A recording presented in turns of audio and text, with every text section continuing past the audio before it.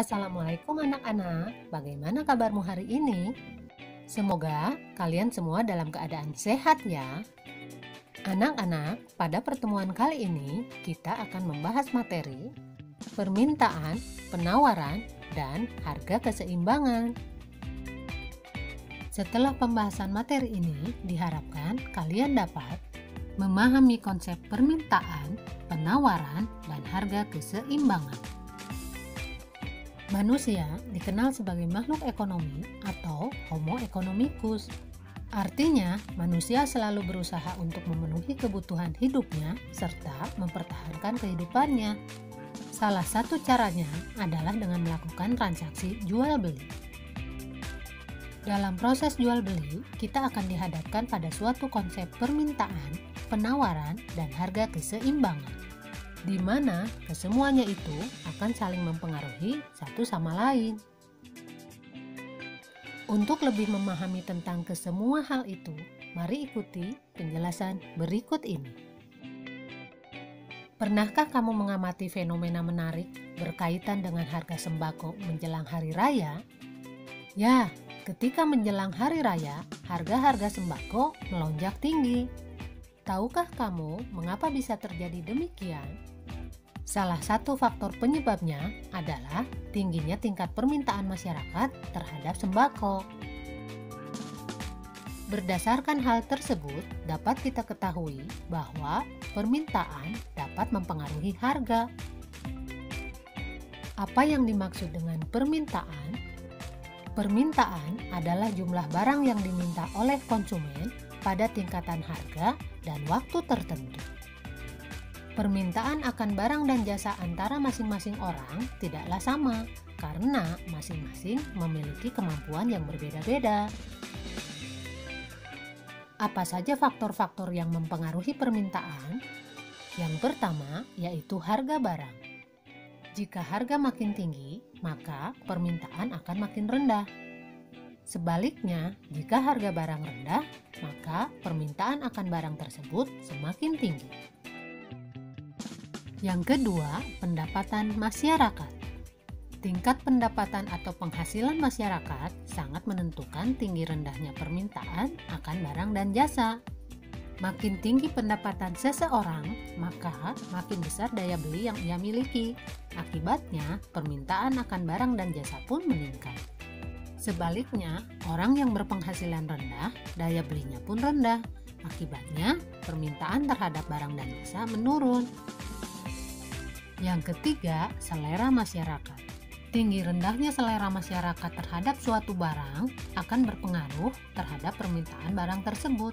Jika selera masyarakat meningkat, maka permintaan pun meningkat pula.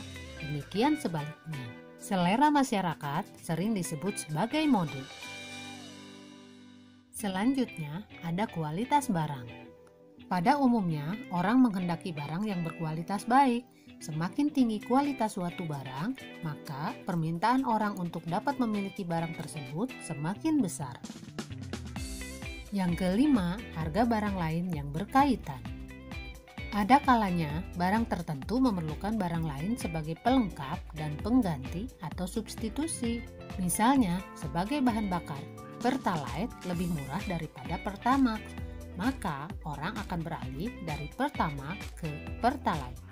Sehingga permintaan akan Pertamax menurun dan sebaliknya permintaan akan Pertalite meningkat.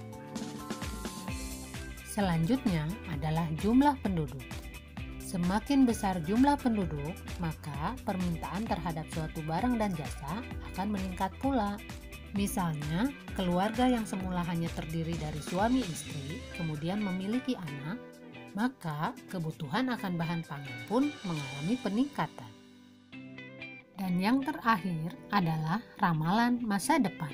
Misalnya, pada saat pemerintah mengumumkan akan terjadi kenaikan harga BBM, maka sebelum hari penetapan kenaikan tersebut, masyarakat berbondong-bondong membeli BBM hingga terjadi antrian yang sangat panjang.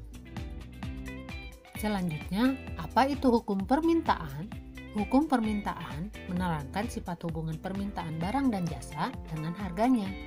Hukum permintaan menerangkan bahwa makin rendah harga suatu barang, maka makin banyak jumlah barang yang diminta. Dan sebaliknya, makin tinggi harga barang, maka jumlah barang yang diminta makin berkurang. Kurva permintaan. Hubungan antara harga barang dengan jumlah barang yang diminta pada waktu dan tempat tertentu dapat dilukiskan dalam bentuk grafik yang disebut sebagai kurva permintaan. Pada umumnya, kurva permintaan bergerak turun dari kiri atas ke kanan bawah. Artinya, makin rendah harga suatu barang, maka makin banyak jumlah barang yang diminta atau sebaliknya. Selanjutnya, akan kita bahas mengenai penawaran. Jika kita sedang berjalan-jalan di pasar, banyak pedagang yang menawarkan barang dagangannya kepada kita. Berbagai cara mereka lakukan untuk menarik konsumen agar barang yang ditawarkan mengundang pembeli.